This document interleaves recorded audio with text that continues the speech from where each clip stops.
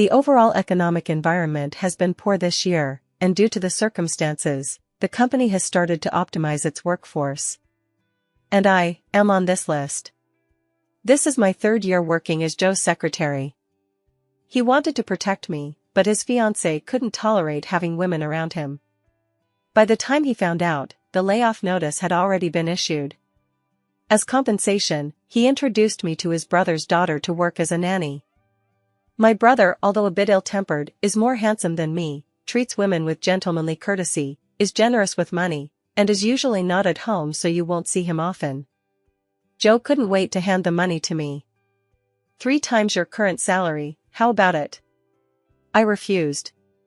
Because that child is my own flesh and blood. I've been with Dan for 3 years, but his family doesn't even know I exist. Joe certainly doesn't know about my history with his brother, otherwise he wouldn't have treated me like a servant for 3 years and made me nanny his brother's daughter. That was right after I graduated from college, and my first job was with a treacherous company. To defend our rights, we gathered people who had similar experiences and went to the company to protest. And Dan happened to be visiting the branch office that day, as his company is located upstairs. There were simply too many people and the scene was too chaotic, so I mistakenly identified him as one of the fellow protesters. When we were both kicked out, the more I thought about it, the more wronged I felt. Not only had I worked for someone for 2 whole months for nothing, but I also had no idea how I'd pay the rent. I was afraid my family would worry, so I didn't dare let them know.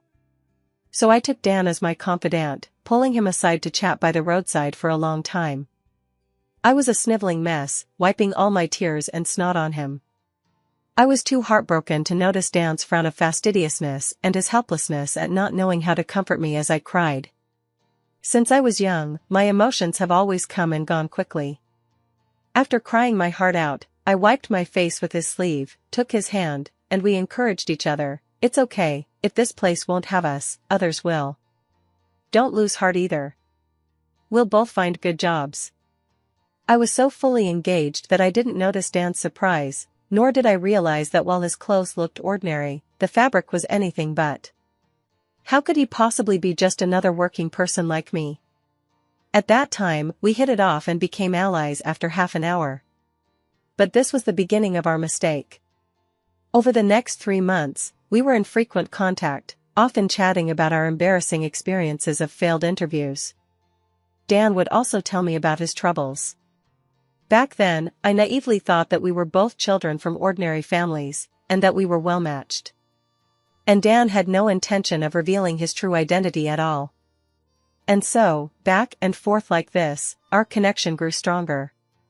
Dan even started appearing in my life from time to time. By the time I realized it, he was already coming and going from my rented apartment without any hesitation.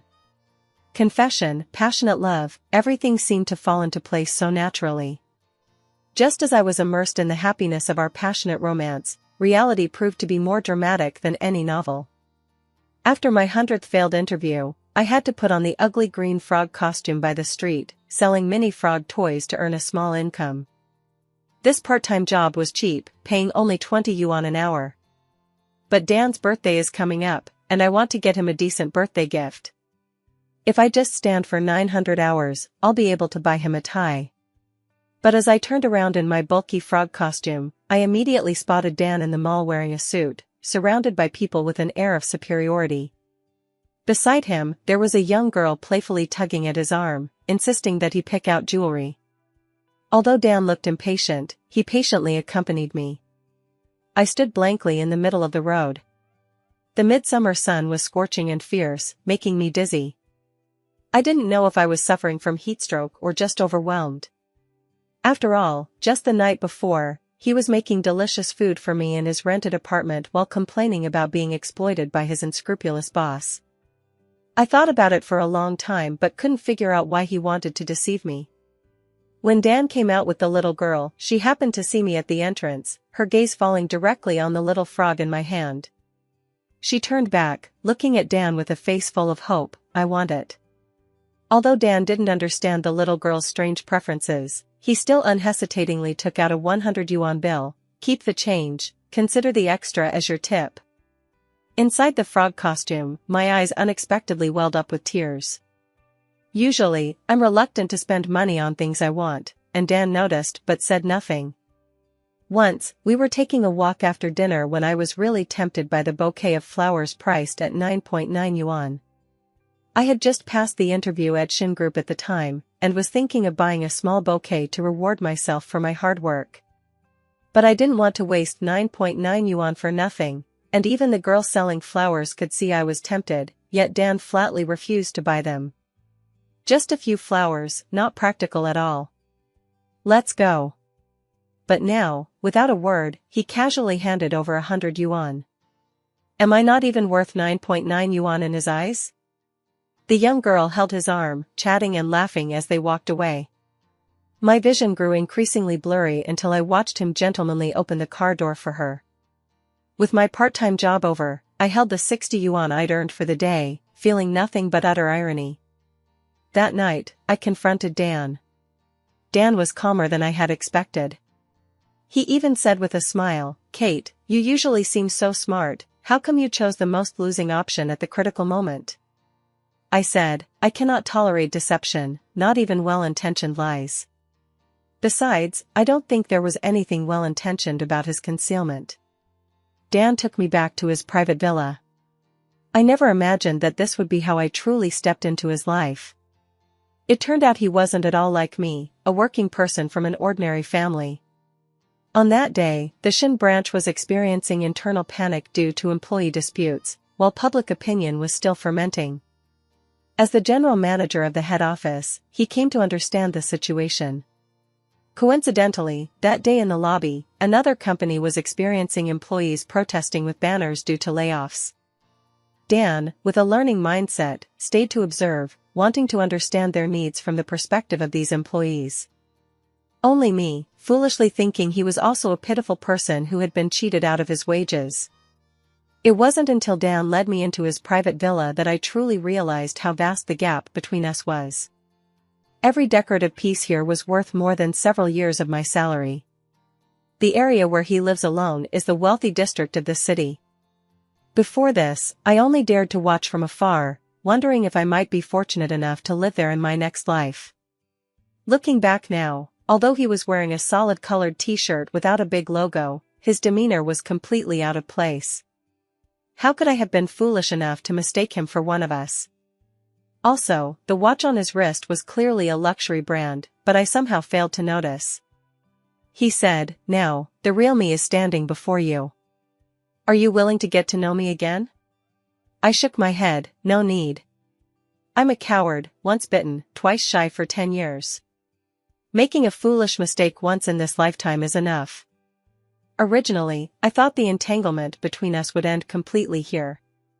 Between us lies an insurmountable gap between rich and poor. I thought that if he hadn't bent down, we would never have met again in this lifetime. But unexpectedly, a month later, my period was late.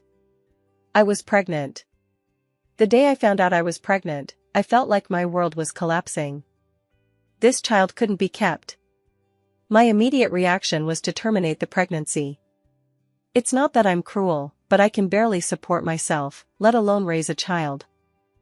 The next day, I took leave from the company and went to the hospital. But I never could have imagined that Dan somehow found out and pulled me right off the operating table. His bodyguards directly sealed off the hospital with 3 layers of security, making it impossible for even a fly to escape. I couldn't get away at all. Dan wants to keep this child. I slapped him without hesitation. If you want one, go find that woman from the other day to have it with you. He silently endured my anger. Kate, now that you know my identity, if I want to keep this child, there are 1,000 ways I can do it. In the end, I agreed, on the condition that he would never see me again. To keep myself from hesitating, after giving birth, I left the hospital directly without even a glance. I just heard from the nurse that it's a daughter, very well behaved. Except for her crying when she was first born, she hasn't cried since. I don't know if Dan will treat her well, but she's his blood, so he probably won't be too harsh on her. To completely put an end to that past, I left the city. But I never expected that in the end, through a strange twist of fate, I still couldn't escape the entanglement with his family. On my first day of settling down in Anqing, I met Joe, who was there for an inspection. He needed a local assistant. I was bored and figured it would be better to find something to do rather than staying alone and letting my thoughts wander. So, I naturally became Joe's assistant. Because I was afraid of overthinking things, I devoted all my time and energy to work. As a result, I unintentionally worked my way up from being Joe's assistant to his secretary. When Joe was leaving, he asked if I wanted to go back to the company headquarters with him. I figured since I had gotten the hang of things, I might as well go. Most importantly, the pain from that past relationship has passed its most difficult time, so I don't feel that I should stop being myself just because of that past. So, I returned to City A. But now, I have to face layoffs again. Joe tapped on the desk. Kate, are you listening to me? Is it that hard to agree? It's just taking care of a little girl, you don't need to look like you're facing your death. He joked with a smile. I steadied my nerves and pulled my wandering thoughts back. This is your schedule for today. At 10 a.m., you have a brief meeting with company executives. At 12 p.m., you have a lunch appointment with the chairman. After lunch, you need to head to the airport immediately. You will arrive in Anqing at 3 p.m., where someone from the branch office will pick you up. At 4 p.m., there is a commercial advertisement to be filmed locally, followed by an interview that requires your attendance. Dinner is scheduled for 7 p.m. When I gave a brief report on the itinerary, Joe looked at me with meaningful eyes throughout. Kate, sometimes I really wonder if you're an emotionless robot.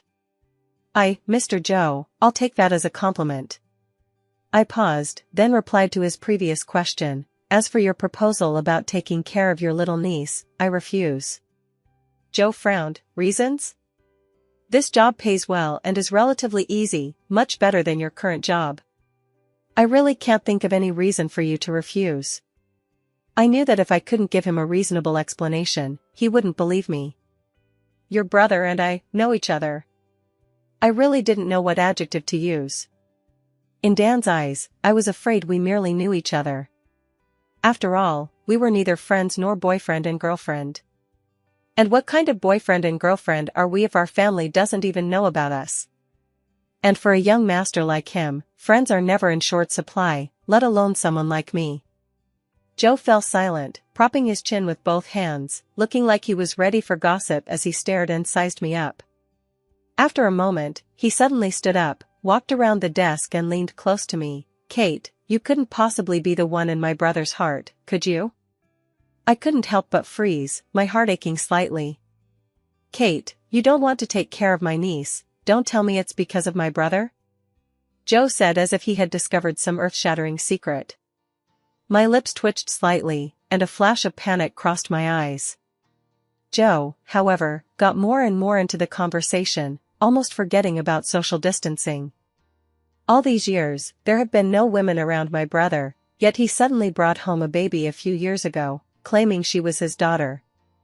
We're all guessing who this child's biological mother is. You've been with my brother, you should know some inside information. Spill it? I looked up and my eyes met Joe's gaze full of curiosity, making my vision go black. Mr. Joe, the morning meeting is about to start. Push it back 5 minutes. He waved his hand. Quick, tell me, does my brother have another woman out there, or are you my little niece's birth mother? Joe exclaimed, Sister-in-law, I've finally found you. Joe suddenly became very attentive. Sister-in-law, my brother is so stubborn, how did you manage to win him over? The gossipy and inquisitive look on his face practically screamed, hurry up and spill the beans about my brother. My expression remained indifferent, perhaps because of unpleasant past experiences, so my tone was somewhat heavy. I'm not your sister-in-law. Joe sighed softly, somewhat regretful that such juicy gossip went unheard. He persistently asked, so, that little niece of mine, she's really not your daughter? I pressed my lips together, not knowing how to answer. Fortunately, Joe was lost in his own thoughts and didn't notice anything. That can't be right. My brother has always kept himself clean and never let any woman get close to him. If it wasn't you, then who could it be? Maybe it's some other girl he likes, I said casually. Joe looked at me and chuckled with a laugh. Such heavy resentment? That shouldn't be, my brother seems quite the gentleman, and he's good to his subordinates. Joe suddenly leaned closer. Don't tell me he mistreated you when you were together? To be precise, there's nothing good about it except for the mouth. I curled my lips, feeling somewhat bitter. Joe looked completely shocked, utterly disbelieving. How is it possible? My brother is such a generous person, yet he's actually mistreating his own girlfriend? He looked as if it were absolutely impossible. I stood silently, just watching him mutter to himself. This, absolutely impossible. Joe said firmly with a hint of gossip, he never bought you handbags, a car, or a house? I smiled. When we were together, the most precious gift I received from your brother was a pure silver bracelet. Later, when we parted, I returned it. Joe widened his eyes and fell silent. He looked me up and down, as if weighing the truth in my words, or perhaps digesting behavior so out of character for Dan. Too much, my brother went too far. After a long while, Joe forced out a few words through clenched teeth. This is a good breakup, it must happen. He should at least pay a breakup fee of several $100,000 to $1 million. I smiled gently. Back then, my ambitions were sky high, so I didn't ask for anything. Now, I can actually face that past relationship with a sense of humor. I joked, looking back, I regret it. Or maybe, considering I didn't ask for a breakup fee back then, you could give me a bit more in severance this time? Joe's lips moved slightly. Just then, there was a knock on the door. Mr. Joe, everyone is here. I understood and walked to the door first, holding the door frame for him. Joe walked past quickly, and as he brushed past me, his steps paused slightly. Go back and work hard, you're off the layoff list. I wasn't laid off, but it didn't make me happy. I had been thinking about quitting ever since I learned about Joe and Dan's relationship. But the salary Shan offered was just too generous, causing me to keep putting it off. I was secretly relieved when I got laid off in this internal restructuring. It worked out perfectly, I didn't have to resign and I got severance pay. A win-win situation. Unfortunately. When I returned to the office, my colleagues all noticed I looked upset and assumed Joe had called me in to personally discuss my dismissal. Immediately, they all looked at me with sympathetic eyes. Sister Kate, Mr. Joe specifically asked for you. Is there something special he needs to discuss? Yeah, did they talk about compensation? You've been with Mr. Joe since the branch office, so shouldn't you get more compensation? I threw myself heavily into the chair, looking resentful. I probably won't get a single cent. How could this happen? Mr. Joe has always valued you the most, with all the important clients being received by you. Why did he turn so heartless when it came to firing you? Such a typical capitalist attitude. My colleagues spoke up for me one by one. It's not being fired, it's resigning. What? I resigned myself. As I spoke, I quietly opened DeepSeek. Input new dialogue, please help me write a resignation letter with sincere words, sufficient reasons, and one that can move my supervisor. My colleagues noticed something was different about my expression but didn't ask much. I looked at the response on DeepSeek, copied and pasted it, opened my email, uploaded and sent it. In an instant, it showed sent successfully. Looking at the sent label in my mailbox, I couldn't help but think of Joe's words again. That doesn't seem right. My brother is such a generous person, he shouldn't be so stingy with his woman. If it were before, I never doubted Dan's feelings for me.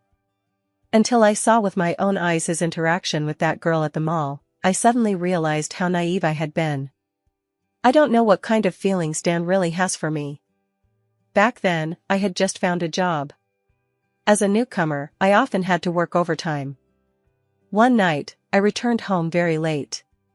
In the early morning hours, the streets were almost empty. As I exited the subway station, I felt someone following behind me. At first, I thought I was just being paranoid, so I stayed alert. But when I sped up, the person behind me sped up too, and when I slowed down, he slowed down as well. By then, I was terrified. I took out my phone and saw there was only one bar of battery left.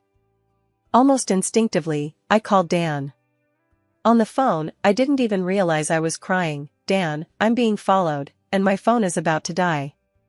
Don't be afraid, first tell me where you are, then try to find a place with people nearby and ask for help." I didn't even finish listening to Dan when my phone ran out of battery and shut down automatically. At this moment, the street was only lit by dim street lights on both sides, which, due to years of disrepair, made creaking sounds and flickered on and off. My heart was pounding in my throat, and when I turned back, I found there was no one behind me. But as I walked forward again, footsteps sounded from behind me. Cold sweat instantly soaked through the thin shirt on my back. I ran without hesitation, my expensive high heels twisting and turning on the uneven ground. Suddenly, I twisted my ankle, and a sharp, piercing pain shot through it. I lunged forward forcefully, my knees scraping against the ground, and my palms hit the ground, bringing another wave of pain. I thought, probably my skin was broken. At this moment, the footsteps behind me grew closer. I could even see that shadow in the moonlight drawing nearer to me bit by bit. Fear instantly seized my heart. Ignoring the pain and not knowing where I found the strength, I suddenly scrambled up from the ground, kicked off my high heels, and ran forward with all my might. As I ran, I kept looking back. The man was masked, wearing a hat, with a burly build, staring at me menacingly. I instantly knew I was finished. My foot was injured, so I couldn't run fast at all. My legs gave out, and I fell once more, losing my balance. Before I hit the ground, my heart was filled with despair as I wondered why I hadn't brought a small knife for self-defense, or even pepper spray would have been better. A blinding light flashed. The roar of a wild engine echoed through the street. The next second, Dan descended from the sky, rushing to my front. Behind him, several people followed, charging straight toward what was behind me. Suddenly, the sound of a fist hitting flesh came from behind me. I subconsciously turned to look, but Dan held my head. "Don't look." I faintly heard a muffled groan from behind, unsure of who was injured. Dan covered my ears and lifted me up directly. He carried me into the car, then took off his jacket and draped it over me. I was trembling all over with fear, my hands and knees covered in scrapes. "Don't be afraid, I'm here." He told me to hold him tight. Dan took me directly to the hospital, and while my wound was being treated, he held me tightly in his arms. During that time, he received a call from his companions.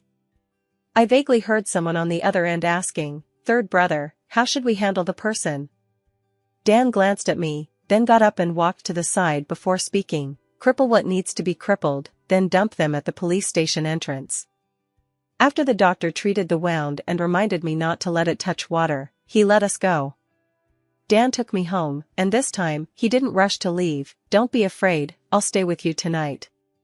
I was still shaken. He didn't even take off his clothes, just got into bed and held me. "Go to sleep." That night, I didn't sleep well. When I woke up, he was smoking on the balcony, phone in hand, presumably a call from the police station. I don't know what he said to the other party, but the police never called me in for questioning. Looking back now, someone with immense power wouldn't need to do anything himself. All he has to do is crook his finger, and there are plenty of people ready to serve him. Such a trivial matter would naturally be easily handled by him. Of all the old memories, I'm probably the only one who can't move on. Yet pathetically, I try to find proof of his love in the scraps of kindness he deigns to bestow with a mere wave of his hand. It's all nothing but self-deception. It was exactly 6 o'clock in the afternoon, and people around me started getting up to leave work. "Kate, it's time to get off work, aren't you leaving?" "Kate, see you tomorrow." I responded with a smile, conveniently taking my personal belongings from the desk. My resignation letter has been sent, and the days ahead will be a countdown. I just walked out of the company when Joe's car arrived at the entrance. I don't know if he did it intentionally, but it stopped steadily right in front of me. The car door was opened, and a face strikingly similar to Dan's suddenly appeared. I had only just realized how remarkably alike the two brothers were. "Kate, I haven't even approved your resignation letter yet, and you're already in such a hurry to run off? He glanced at the things in my hand. Wait, you quit your job, don't tell me it's to avoid my brother? Joe exclaimed, as if he had discovered a new continent. No. It's just that I'm 29 this year, and my family introduced me to someone, back in my hometown. Joe looked completely unconvinced. I kept smiling. Really, I don't want to be in a long-distance relationship, so even if the company doesn't fire me, I'll quit after a while. You haven't even talked to them yet, you don't even know if you're compatible, and you're already quitting your job to go back to your hometown. What kind of person are they? What do they do? Are they really worth you making such an impulsive sacrifice for them? Joe's mouth was like a laser gun, spitting out a string of questions. Kate, I've never known you to be so impulsive before. Why are you so love-struck now? You can be lovesick with my brother, that's more reliable than some clueless hometown guy. I didn't argue, just stood there listening quietly. When he realized he'd said too much, he shut up. He cleared his throat. We'll talk about this later. Even if you want to resign, you need to see this last post through properly. Please don't worry, Mr. Joe. I will. That's good. He seemed genuinely relieved. By the way, tomorrow afternoon, help me pick a gift that a young girl would like, and come home with me after work. It's the young girl's birthday. Young girl, birthday. My heart trembled uncontrollably. Okay. This was my first time at their home.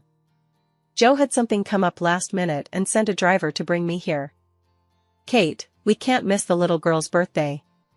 You're in charge of delivering the gift, he said seriously over the phone. As soon as I got out of the car, I was stunned by the luxury before me.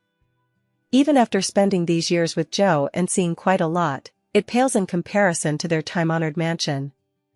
I couldn't help but give a bitter smile. No wonder Dan had to keep it a secret back then. With his status, his marriage was destined to be arranged by his family. How could someone ordinary like me, just a regular working person, ever aspire to be with him?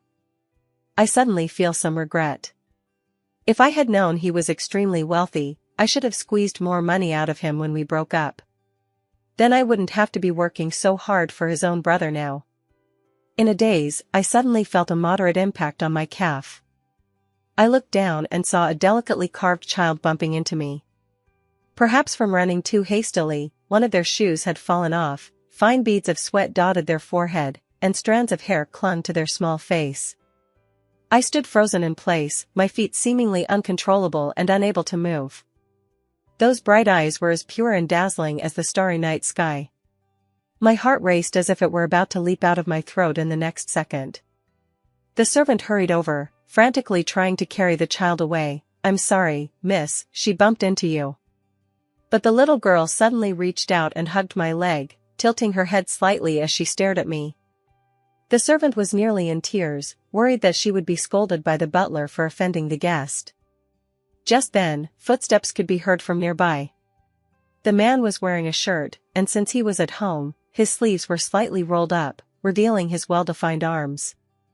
Abby, the servant murmured. My heart skipped a beat. Come here, the man beckoned with his finger. The little girl pouted, looking somewhat unhappy. The man approached, and from a distance of 1 meter, I seemed to catch the familiar scent on him. With a swift motion, he grabbed the little girl by the collar of her dress and lifted her up. I stared blankly for a long time until the man's sharp gaze fell upon me. I suddenly realized I was losing my composure and quickly handed the gift in my hands to a nearby servant. This is a gift Mr. Joe asked me to deliver. I'll take my leave now that there's nothing else. I turned to leave. Suddenly, a pair of warm little hands wrapped around me again. The little girl had somehow broken free from Dan's embrace. Mommy! Her tiny hands, not even as big as my palm, clung tightly to me. My fleeting panic. Fortunately, we were in the old house's courtyard, so no one heard. I subconsciously looked at the man behind me. Dan was also looking at me. In my fluster, I averted my gaze. Looking down at the little girl's innocent eyes, I couldn't bring myself to say the heartless refusal. Just as I was at a loss for what to do, Dan approached again. It was obvious he doted on his daughter, as even now he just squatted down, gently prying her small hands open. Dan picked her up without hesitation, his expression normal as he looked at me. "Sorry, she's just a child and doesn't know any better." I forced a smile. "It's okay."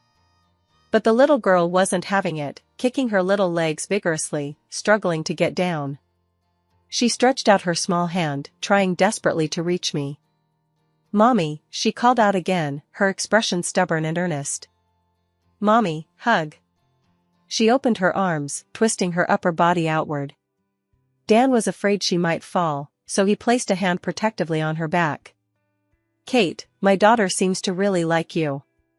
If you're not in a hurry, would you like to stay and play with her for a while?" Dan spoke, and without giving me a chance to refuse, he directly stuffed the little girl into my arms. Just as I was stunned, the man had already walked away.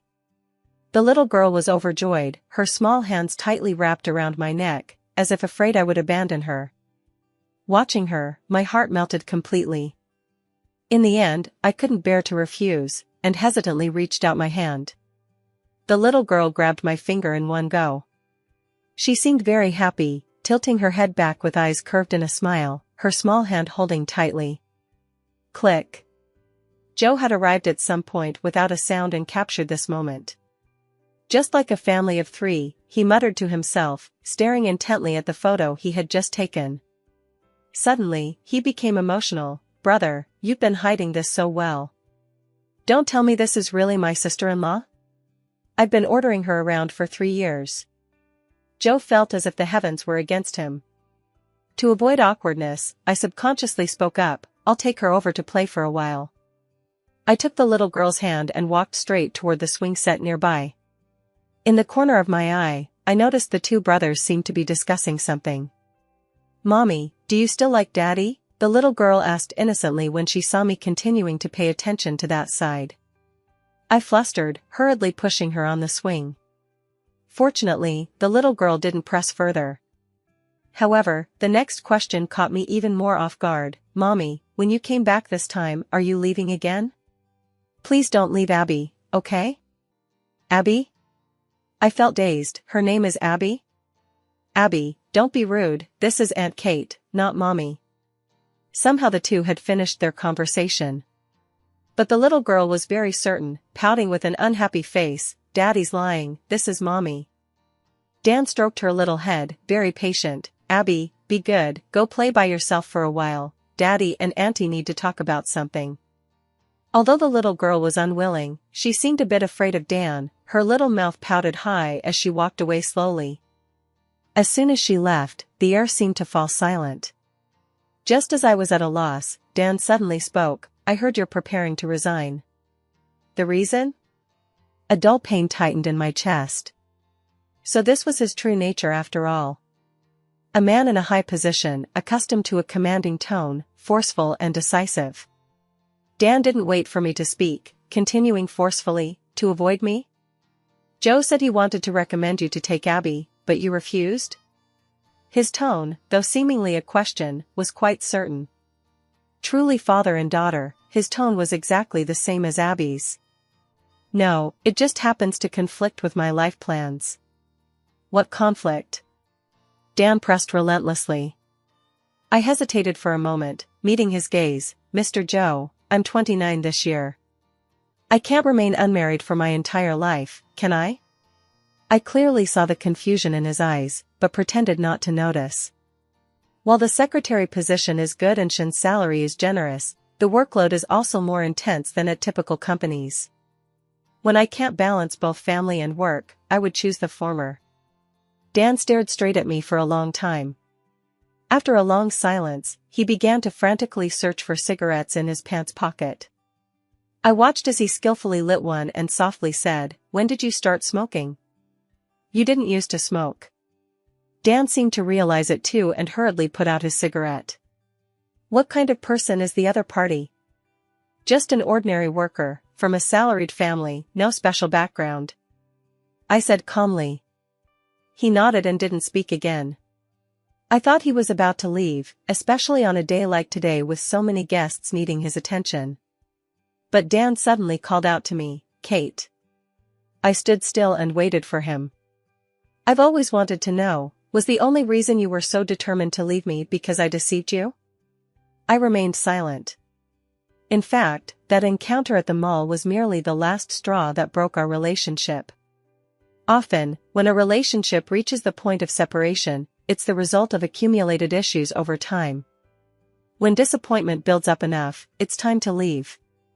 I remember when we had been dating for over half a year, I suggested that I wanted him to introduce me to his parents, and I was also ready to take him home to meet my parents. But every time I brought up this topic, Dan would beat around the bush. Later on, I never mentioned it again. As for that time I was followed, he clearly had the ability to pick me up by car, but would rather endure the hardship himself, spending 2 hours traveling by subway to come get me. He really went to great lengths to maintain his persona. Yet for other girls, he would buy hundreds of thousands in jewelry without hesitation. But with me, he's so stingy that not a single extra penny can be spent. Perhaps from beginning to end, I was never part of his life plans. To him, our relationship was nothing more than a fleeting romance. Dan's expression changed as he listened to me. "So this is why you insist on breaking up with me? Is money that important? Are appearances that important?" I looked up at him. "Dan, I'm going through the motions. When I don't feel enough of your love, these are my standards. Perhaps for a young master like you, experiencing life is a novel amusement, you find it romantic, but this is my entire life." I nodded to him, ready to leave. I shouldn't have come here today. I had only taken 2 steps when my wrist was grabbed again. Dan caught up with me. "Stay, I can give you everything you want." "But Dan, I don't need this anymore." I expressionlessly shook off his hand. But he was stubborn, refusing to let go. "Abby is watching us." I looked past him to behind him, and sure enough, the little girl was standing at the door holding her plush toy, looking over eagerly. Perhaps sensing my gaze, the little girl ran straight over. "Mom, don't go, Dad knows he was wrong." I still hardened my heart and refused. "Darling, you can't just call me mommy casually." In the days that followed, I began busy with work handovers. Meanwhile, I maintained contact with the blind date. During that time, I went back to my hometown, met both families' elders, and set the date for our engagement. I thought, perhaps this isn't so bad, without too many emotional entanglements, and he doesn't mind that I have a child. Just living a simple, ordinary life like this could be considered complete. But the next day, I found my daughter with Dan at my doorstep. The little girl had her hair in a ponytail, holding the doll I'd seen that day, standing obediently with a suitcase as tall as she was beside her. Above, there was also a line of text posted, "I'm going on a business trip for a few days. Abby has no one to take care of at home, can you help take care of her for a few days?" I crumpled the note. Who would believe that no one was home to take care of her? "Mommy, don't abandon Abby." I couldn't bear it. Abby had stayed with me for 5 days. On the evening of the 5th day, Dan finally appeared. He reeked of alcohol as he collapsed in my home, and when he saw me enter, he immediately pinned me against the door. "Kate, don't leave me." I opened the door, ready to kick him out. Unexpectedly, I ran into the blind date who had come to see me. How did you get here?" He looked at Dan and the child in the room and immediately understood. "Just passing by, since you're not available, I'll come another day." As expected, I received a message from them that night, saying they would give me time to think it over before deciding. When Dan found out, he was grinning from ear to ear. He held me tightly. "Kate, give me and Abby a home? A child can't be without a mother." "Mommy, Abby will be good." In the end, I surrendered to that relationship. Once you love, you love. Dan, if you dare hide things from me again, I'll never want you. Never again.